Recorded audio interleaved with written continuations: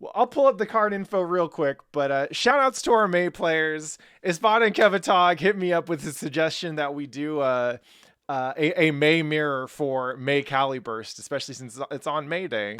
And you know what? Well, booking Caliburst matches is surprisingly hard sometimes. I got a lot of shit to do, but it was also just a really good idea. So we're gonna get in there. And Aaron, you still on the call? Yep. Sick. So let's start with Here. Kevatog versus Espada.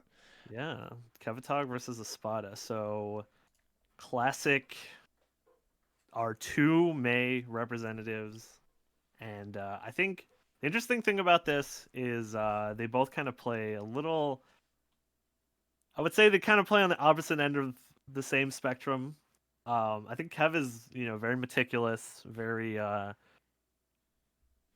clear of the choices he makes, and Espada is a wild boy. and I say that in the nicest way possible, because when you play a character like this, you are enabled, and you should know that you're enabled, and you should make your opponent know that you are enabled. Mm-hmm. So this will be the wild versus the mild. Yeah, Babalu's got it right. The mild versus the wild. So the interesting thing about this is, of course, Kev is probably, inarguably the best May like we have in NorCal right now.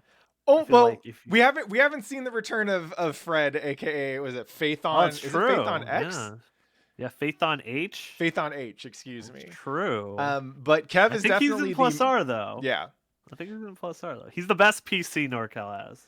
I played Fred once, and he was on PSN, which is interesting. I would also love to see Babalu's May make a return, or Effortless's, right? Smile. But in terms of active Mays, Kevatog's been holding it down, and he's actually also been kind of like taking Espada under his wing lately as well. Yeah, it's true. I believe he shouted him out though.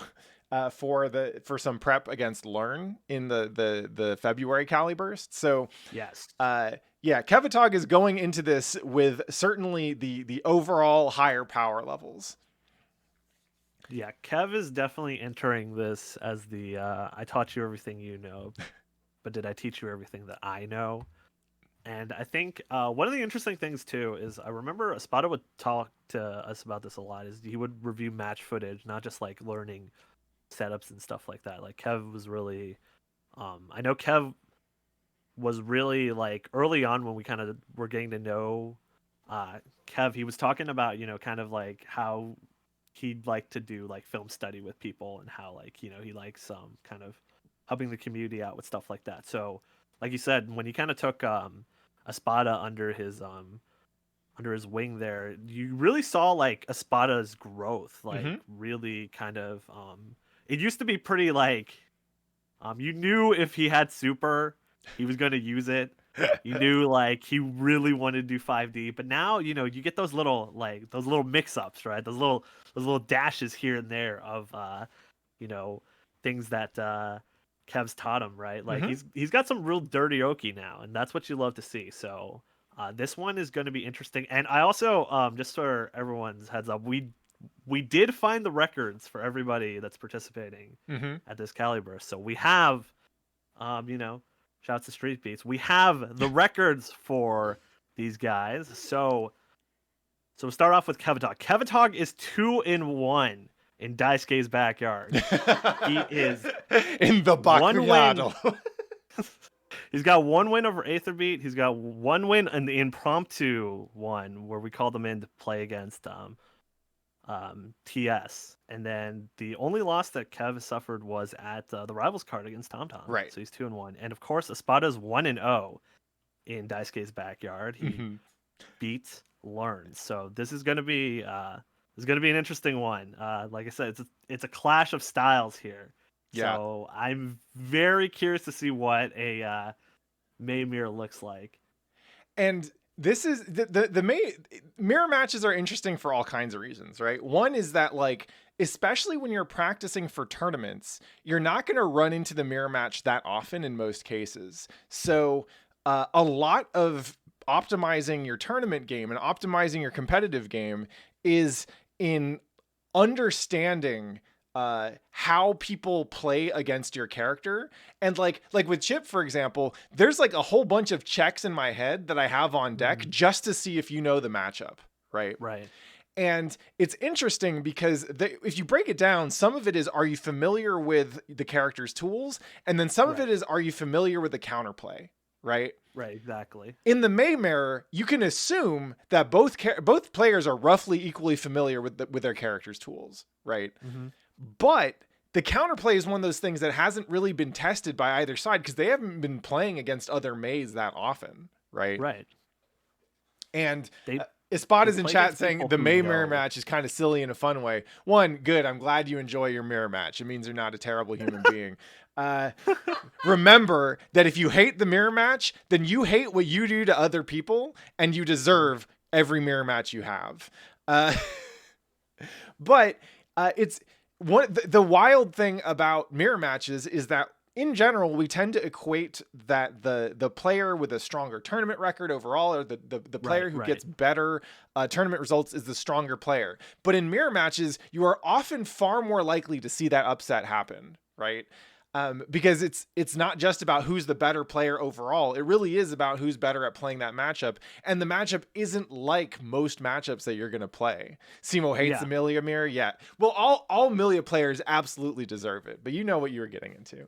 I think what it is too is like there's a very it's like you said, there's checks, right? So oftentimes you'll run in a situation when you're in the mirror match where you question why would the other person do that, right?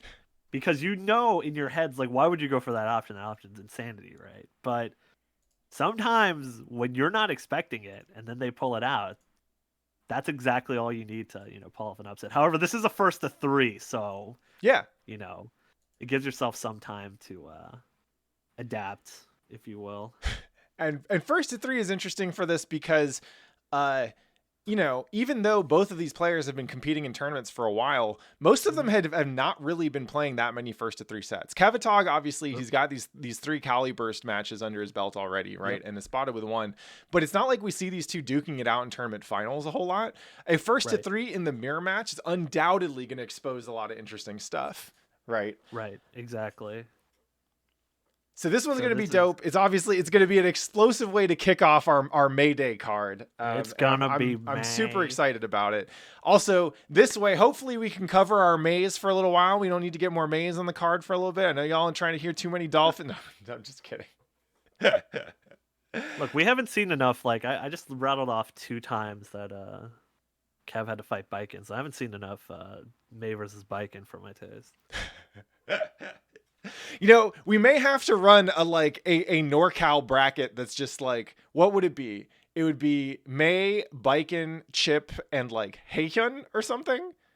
So we see a lot of Leo, Leo Pot. There's been a lot more Pot in NorCal. There might be something to this, like a senpai kohai tournament or something, right? Maybe something to consider for like July or whatever. That's true. Get a couple jams in there, Yeah, the jam count is increasing. So next up we got Saozor, aka Vict. I think Vict recently changed his name. Actually, I noticed it because I was looking through my DMs and I was like, wait, who the heck is this that I just messaged? Saozor. Oh my God, did I message the wrong person? I meant to message Vict. And then I looked it up. I was like, no, okay, he's changing his name all over the place. Yeah, Dick Chang. It's on May 1st. It's the first Saturday of every month. That's when we do Caliburst, baby. But we got Saozor versus Senior Children. Saozor obviously he's been putting in so much work in brackets in the last couple months. He graduated from intermediate. He nailed I think he was consistently placing top 3, and I think he actually won 1 or 2 ETFs, right? He's won actually a lot of ETFs. So he beat Wabbit in one of them. He beat Kev. I want to say, I don't know if he beat Tom he might have beat Tom in the run, but he definitely beat Simo for one of them too. So like, he's been doing a lot of work in the ETF bracket for sure. And that's really shown dividends in the WNF bracket too. He's been knocking on the upper half of the top 8. Yeah, he's pretty consistently consistently. making it into. I think he's consistently making it into top 8 pretty much whenever he enters. He's given me a run for my money. Like there was a stretch of about 2 or 3 weeks in a row where I was like always one hit away from losing to him. Yeah.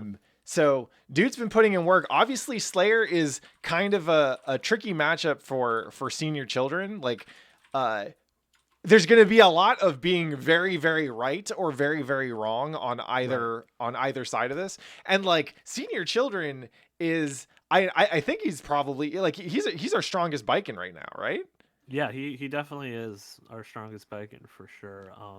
And he's not our strongest biking because he's like super technical or he's doing shit that other people aren't doing.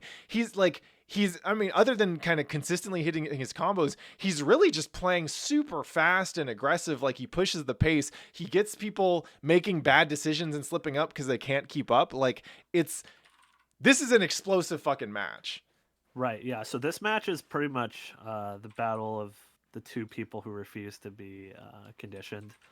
Um, because I can say, having played both of them a good amount, yeah, it's just like you really can't condition these guys, and I think it doesn't really matter how long the set is. Um, you're not going to get them off an option for very long, right? You might see it for like a second and then it'll be back. So you always got to be ready for the options. And I think specifically in this matchup, I think um, a lot of this matchup comes down to, right, Biken's Zami Mm-hmm.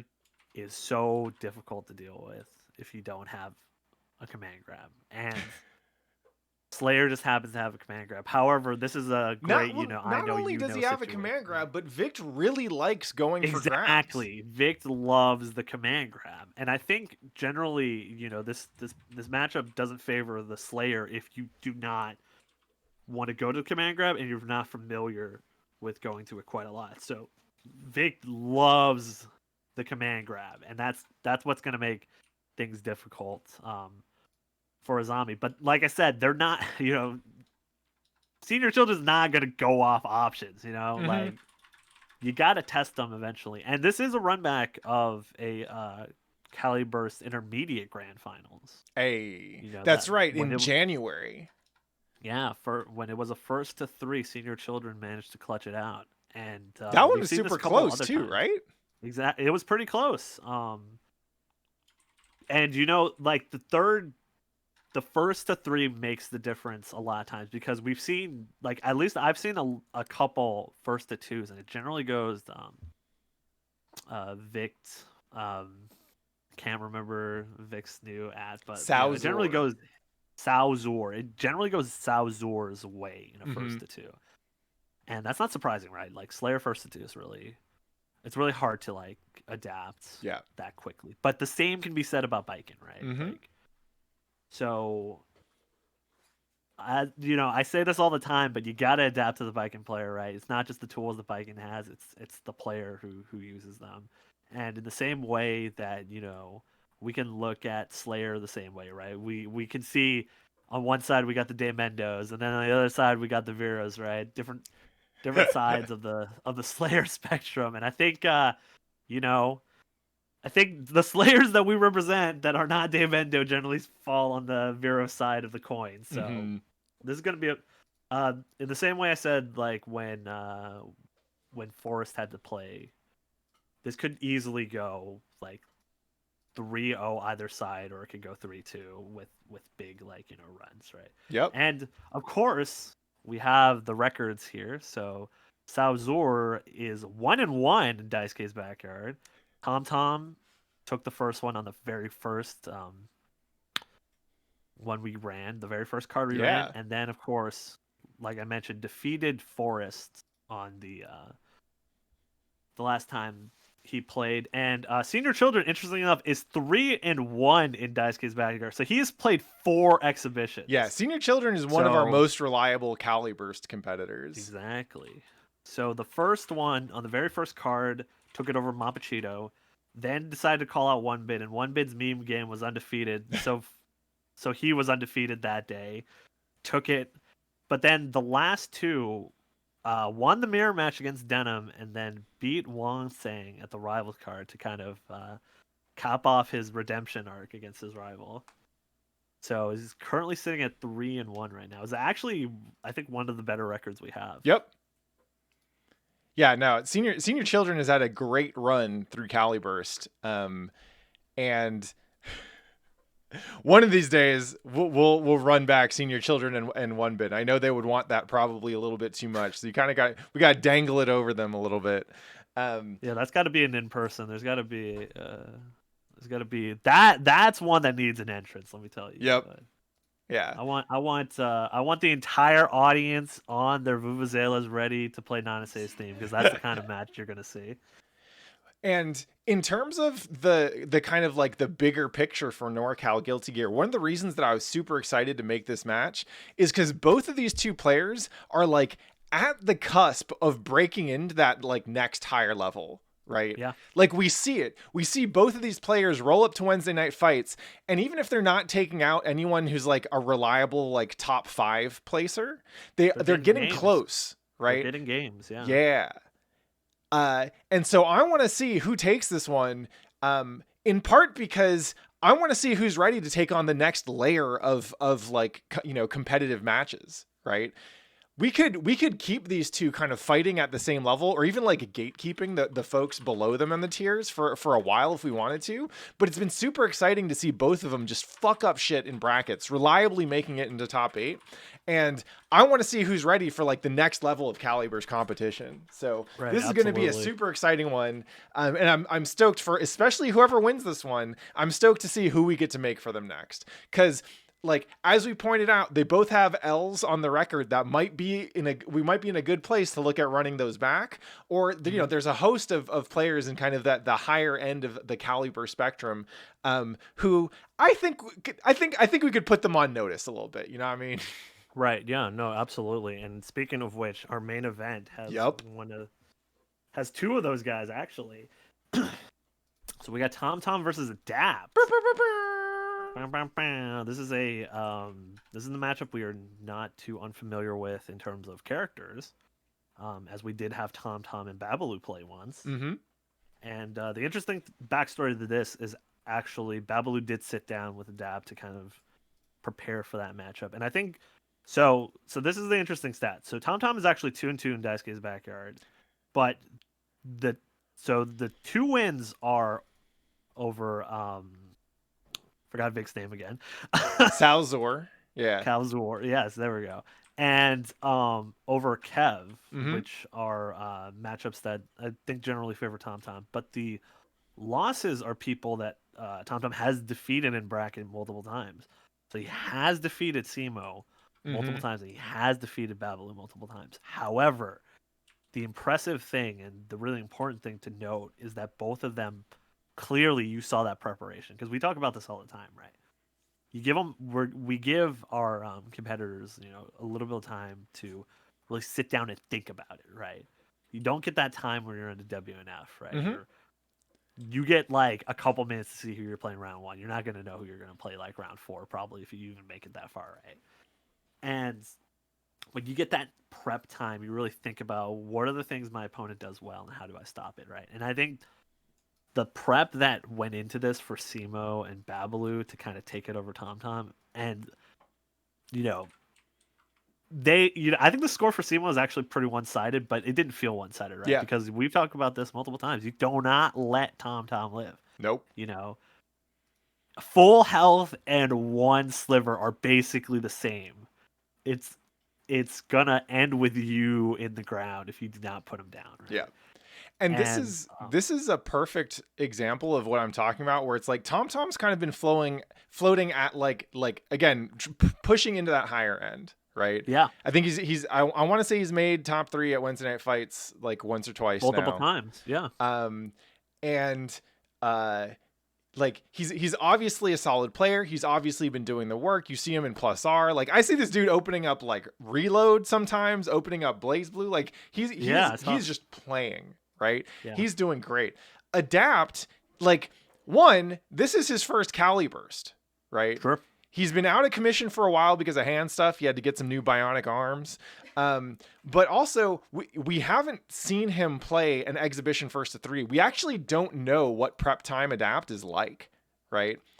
So there's kind of competing things going on here. On one hand, like, we don't know if he's going to be playing differently when he's got the build up, right? That this is a match that he can prepare for and his opponent can prepare for him.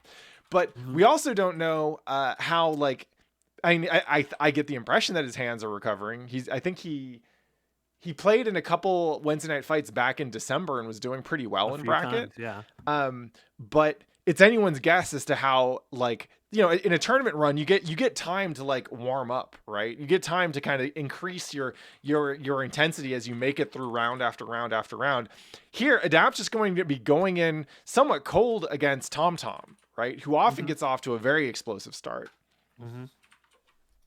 The interesting thing about this is that this is not a clash of styles at all. Similar to how the second one is the two people who refuse to be, you can't condition trained. Them. These two really feel like forces of nature when you play against them, right? It's like, and I think that's going to be interesting because I know Adapt is used to that speed because he wants to play that speed. He lives for that speed, right? Like, I remember back in the day, it's like the closest we got to that is like if we could see Bears, right? Bears moves like lightning. And like the thing is too is that Adapt will absolutely check you and he will call you out. Like, he is so good at calling you out, and when you fall for it, you feel like a fool, right? You're like, why would I burst there, right? It's like every time he just hops up and he like FD breaks your burst and then he goes back in with a glide, I'm like, I'm an idiot. Like, why did I do that, man? And that's gonna be the thing that is gonna be interesting, is because that kind of doesn't really, I feel like that doesn't dull, right? Like, that feels like riding a bike. When you play fast, you're always ready to play fast. Now, your execution may not be as on point, but you are used to the speed that you play at. So it'll be curious, especially because Adapt's mostly been focusing on Rev 0. So we'll see. We'll see if we can get them to focus on Rev 2 this week. And one of the interesting things about this matchup also is, like, you mentioned Babalu and Tom Tom playing back in November, right? November was like, it's going to be it'll be 6 months between then and when we run this Caliburst. But 2, Babalu and Adapt are very different Raven players. Very different, yes. Very different. I feel like when I play against Babalu, I know he's like kind of trying to figure out what's going on with the opponent, right? He's like reading the situation, whereas, like I said, with Adapt, he is forcing you into the situations that he wants to be in, right? And that's going to be interesting. And I think both of these players, also have that Yomi layer, right? Like, Babalu mentions in the chat, Dancing Burst, and Parrying Burst are basically the same thing in this instance, right? They smell, like, both of these players smell your fear, right? Like, the thing is if you were like, you gotta give a level of respect to these guys, right? But you can't give too much respect. You give too much respect, these guys are gonna kill you for it, right? And that's what's gonna make this one explosive. This one is also gonna be one where I wouldn't be shocked if it's 3-0 either way, and I wouldn't be shocked if it's 3-2 versus one goes up 2-0 and then the other person goes on 3-0 run, right? Yeah. This is that kind of matchup. I'm fully expecting this one to be wild. When you were talking about Adapt smelling bursts, really one of the interesting things about this set is that both players are very psychological in their play, right? Yeah. Tom Tom is great at building up momentum, right? And once he's like right 2 times in a row, you're like, oh shit, this is where it starts to crumble a little bit, right? This is where he starts to snowball. It can take him a little while to get started. With Adapt, I feel like he's always kind of very, very tense, right? Which can make it easier for him to get started soon, but it can also derail him if like he gets shut down a couple times, or if he's like snap reacting to stuff a little bit too much. I'm gonna give him shit about this forever, but like, I can bait his burst from full screen with a 2-2p teleport, right? And it's not a bad thing necessarily. It's just that he's so attuned to what's going on at a very, very fast level. He's so ready to react to that shit. A lot of times, that's how you win neutral, but it's also how you Right. get baited, right? Right, exactly. Now, the interesting thing I will say about that, though, is that I think one of the things that Adapt is really good at is that he's really good at changing up momentum against like a lot of people, right? So, like, if the rushdown isn't going that well, he's extremely good Mm-hmm. at like slowing you down with needles. It's extremely frustrating. And then he's also really good at varying up the way he drops when he's like coming out the sky. Like he loves knee drop, but he's really good at like changing up the timings with the knee drop. Occasionally he'll throw a needle down a certain way. Like this is the thing that we would always talk about, when Darren and I were commentating Taggins. Like this is the Mm-hmm. thing that made Adapt really good is that he's in some ways he is kind of easy to bait, but in a lot of other ways it's kind of like hard to predict when he's gonna go he's gonna take a little time before he goes in again, right? Yeah. So that's gonna be interesting because I don't know how often these two have played each other. So it's when players are kind of built to like read the other one and they've never played each other, that's when things get really interesting. Mm-hmm. Yeah. Well, this one is going to be explosive either way, and just like the previous match, I think either of them, like, if they're coming off a win like this, like a win for either of these players is pretty significant, right? If Right. Tom beats Adapt, right, he is saying, "Nah, I'm cracking into this top tier of play." Yeah. Right. I am like if he gets to put Adapt's name in his dub column, like that's huge. That opens up a really big just kind of array of possible opponents that I couldn't wait Right. to match him up with, right? Right. And likewise with Adapt, like in terms of overall experience, I'd give Adapt the edge on this one. He's been playing actively for longer. I think he's done more Yep. tournament competition. Mm-hmm. But like he's also not in the most active mode right now, right? Like Right. Exactly. I told him I was giving him this match as kind of like a tune-up, right? Like, oh, we'll get you in Right. Caliburst, let's get you in the mix. But Tom is not like he's not a scrub that can be gate kept. It's not a easily. real like this tune-up, is a right? real fucking match. Exactly. And I know, and you and I both know who Adapt wants Mm-hmm. if he gets this. Yep. But that's a pretty big if. So, if he really wants that, he's going to have to earn it. Yeah, of course you gotta earn it. This is Caliburst. Tournament entry is free, but once you get in the mix, that's when we start making you pay. Exactly. When you're in the exhibitions, there's nothing free about it. Yeah. Dope. Well, on top of the show matches, of course. So just as a heads up, I don't think we're going to be running plus R for Caliburst in the immediate future. And honestly, the reason is that there are already so many plus R events. Yes. So Monabe has been helping out with a lot of the plus R Discord events that they're running. I think they often run tournaments on Saturdays and Sundays. On both, yeah. Yeah. So there was kind of no need for us to add another plus R tournament to the stack. But the homie Drew Chuck has stepped in and said, "Yo, I'm gonna run Melty Blood for the West Coast at 5 p.m. So that'll be the Caliburst after party is Melty. It's not gonna be streamed. I might stream my tournament run if I have the stream running still. But it's he's just trying to run a bracket for the folks who want to play. So if you want to get some Melty in, I'll be in there. I'm gonna be running those F maids. It's gonna be fun as fuck."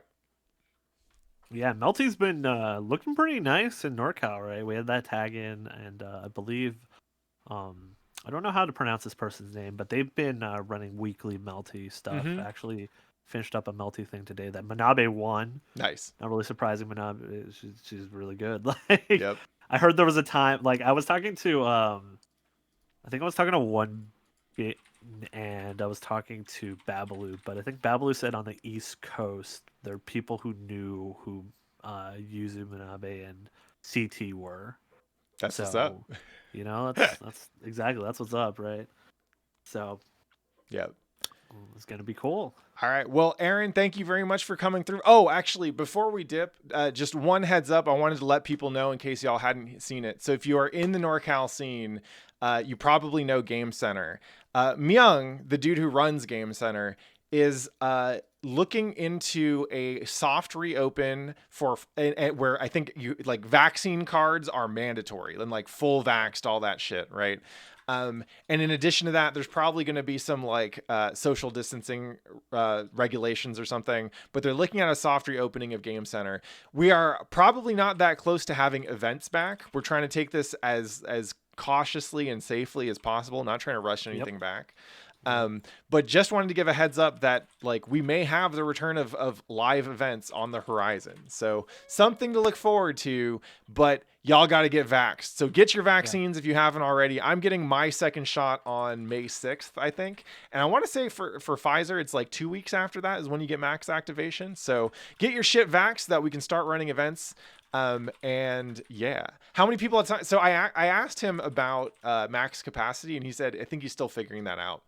The communications around this stuff have been on the Game Center Facebook group, so if you know where that is or search for it, you can find it.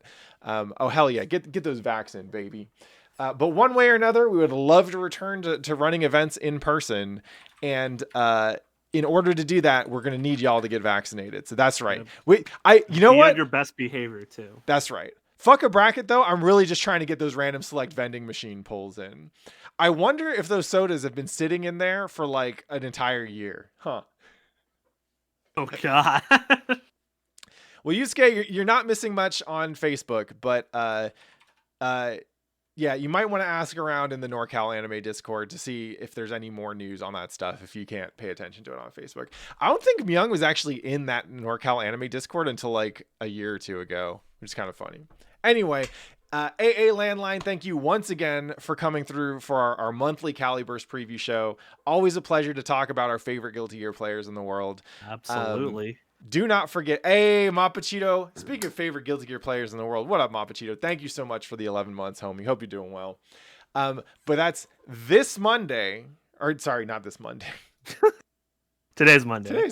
This Saturday. First Saturday of every month, Day. baby. May 1st, Caliburst. Yep. Bracket starts at 1 p.m. We usually do check-ins around 12:30. Show matches start around 3:30, and we got Melty Blood running in at 5. That's what the fuck is up. Thank you, Aaron, so much for coming through, and I'll see you on Wednesday when we do our Wednesday night fights shenanigans. Hell yeah, brother. All right. Peace out, man. Peace out.